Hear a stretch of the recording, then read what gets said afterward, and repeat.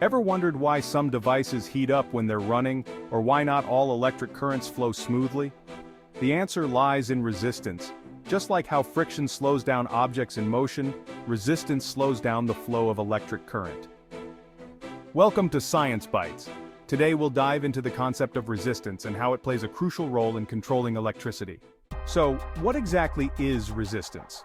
Simply put, resistance is the opposition that a material offers to the flow of electric current. It's measured in ohms, omega. The higher the resistance, the harder it is for electrons to flow through.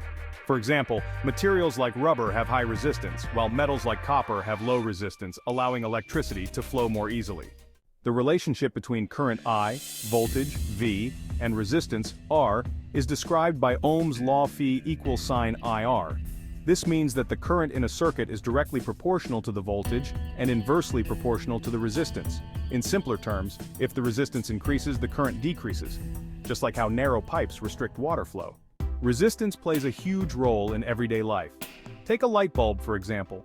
The filament inside the bulb has a high resistance, which causes it to heat up when current passes through it, producing light. Similarly, the heating elements in devices like toasters or electric stoves rely on resistance to generate heat. In electronics, resistors are used to control the amount of current flowing through a circuit. They ensure that delicate components don't receive too much current and get damaged. By adjusting resistance, engineers can precisely control how much electricity a device uses. So, the next time you flip on a light or use an electronic device, remember that resistance is what keeps everything running smoothly. It limits the flow of electricity, ensuring that devices work safely and efficiently. Next time on, we'll explore how magnetic fields interact with electricity to create motion. Stay tuned for more.